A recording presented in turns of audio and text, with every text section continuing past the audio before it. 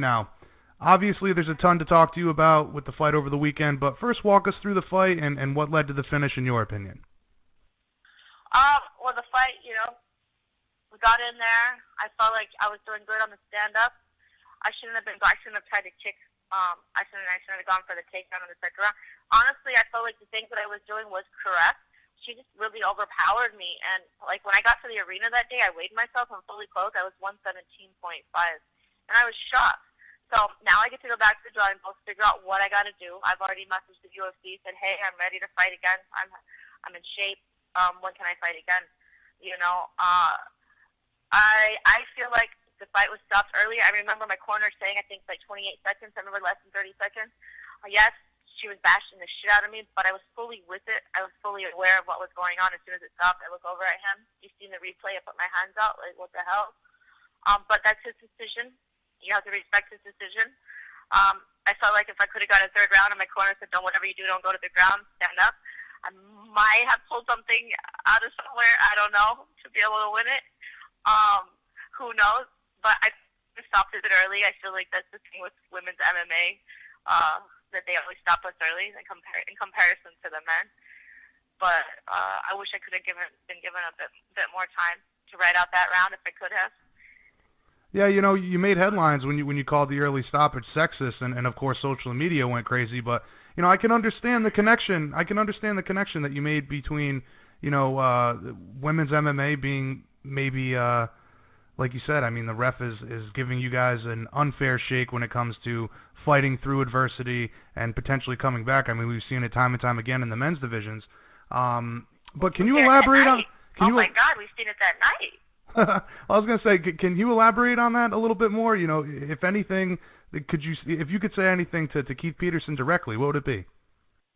I mean, I know, I understand he's doing his job and he's doing what's in my best interest, but I feel like he knew there was only 30 seconds left. I feel like I could have waited it out. I'm sitting here fine today, totally with it, nothing wrong with me, black eye, but some swelling in my cheek. I was never even bloody, no bloody. There was not even a hit hard enough to make me bleed. So why didn't you let the fight go on? And why do you let the guy? I heard he liked to call him early, and somebody said that he called the fighter earlier in that night. And the thing that I thought I noticed with the WME, IMG buying over, I thought they started letting these fights go more than they used to. I felt like that was something maybe that these guys pushed these refs, like, hey, you guys let these fights go. But it's always been the same thing with the women's fights. I've said it before, and I'll say it again. Next time I need to put a banana in my fucking shorts, get a crew cut, so they think I'm a fucking dude, and let the fight go.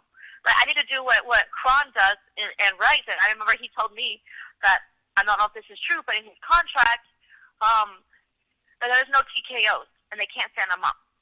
So I kind of wish it was like that, that bitch needs to knock me out, or I'm not fucking out. The fact that I was still able to get up, I was in it the whole time. I knew what was going on. I was still moving like he asked me to do. But I guess in his head, I just took too much, so he called it. No. I don't think it was right. And I don't know, did social media blow up that I said that? But it's fucking true. Honestly, my social media, I put out what I want to put out. I don't hardly ever see what other people write me. It's about me. It's not about them. If I want to know what they fucking said, I go to their social media. Absolutely. For sure. But, again, it's just one of those things that got some response. I definitely agree with you. Women in the sport deserve the exact same opportunities and treatment that the men do. But, what's your response to some people maybe saying that you're making excuses with saying that the fight was stopped early? That's not an excuse. She won fair and square. She was stronger. She overpowered me. She came in big and huge and heavy, and she fucking overpowered me. I did my best, and it wasn't good enough. She fucking won fair and square. Congrats to her. That's not an excuse. I just wish the fight would have gone longer. Doesn't mean that she wasn't gonna she could have fucking knocked me out. And that would have been a better win for her. I'm not. What's my excuse? My excuse is that we give her an opportunity to fucking knock me out some more. That's my fucking excuse. Now, she was very critical of you after the fight. She said that the sport doesn't need you. What would you say to her in response? I didn't know that she said that. Yeah. I'm wondering, what would your response to that be? And, do you think it's fair to say something like that about you, considering the interest that you generate, whether it's controversial or not? What did she say? Can you quote her? Because I'm not even aware. Yeah, no, I can pull it up, but give me 1 second here. Yeah, I have no idea what she said. But He said that the what? The sport? I don't need to be in the sport anymore. The sport I don't deserve to be. What? I don't get it. Give me 1 second here. Well, I'll say this. Because I mean everybody knows I have haters. I didn't even know this until I was on the plane home, and my coach showed me these like the #1 sports writer for Puerto Rico had a picture of me, and like the hashtag was like, in Spanish, like somebody has to say the story, and that like there was tons of people. Just the hold on, the anthem that I wrote, that I did the Puerto Rican anthem, which is about the Puerto Ricans and the people being pushed down and pushed down and pushed down and being able to rise above that. So the fact that I was able to rise through what happened to us as a people through Hurricane Maria and use that stage is a fucking win and a victory in my book. No matter what, I still get to come home and put the pieces together and let these people know that, hey, I did all of this while going through what every one of you have gone through. And I was still able to get to that stage and still be able to do my very best on that stage. And that is what makes me proud, that I brought chills to people when they heard that anthem and saw me walk out with that flag and represent all of us as a people of what we've been through. And I was able to actually make it there through everything.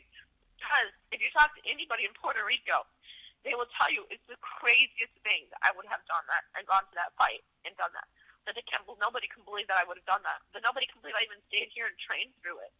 And I have 3 fucking kids. I can't just leave my fucking kids. I adopted 2 Puerto Rican kids, and I got my 15-year-old daughter. I couldn't leave them. But it's like, I get emotional because nobody knows. I've seen death. I've seen somebody get ran over. I've seen knives and guns get pulled on people. I've had to fight. I've been in the fucking middle of gunfights for a place to stay and food. And that is a fucking victory. To make it into that fucking cage after all that hell that we've been through, that's what champs do. I'm sorry. Champs are fucking is a way of life. The fucking belt is superficial. I'm a fucking champ at life, man, and I champed through that fucking hurricane, and I got to that stage, and I got to tell my fucking story, and I got to represent Puerto Rico in that fucking cage as a fucking adopted Puerto Rican.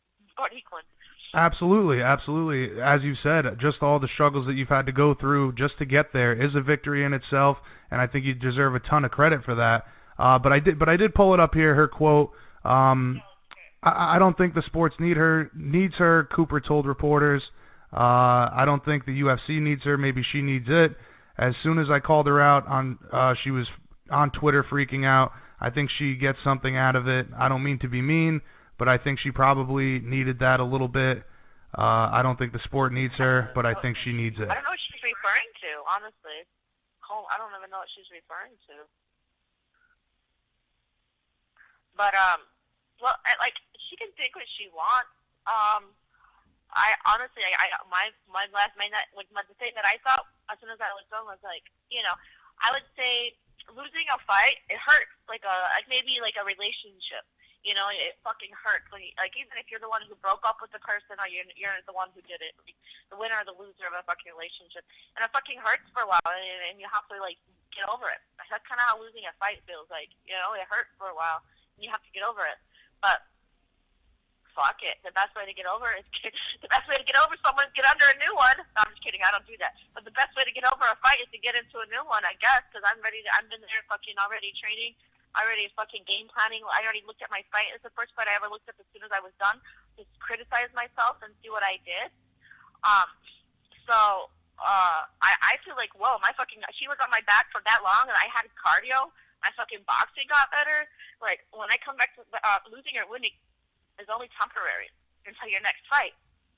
So, I get to fucking come back home, and guess what? Oh my God, my gym, we got a fucking ring in my gym because some other guy had to leave town. I got a fucking ring in his whole gym for $1,000. And my gym is got the windows up, and a fucking a week of work has been done on this gym, and I get to come home to a fucking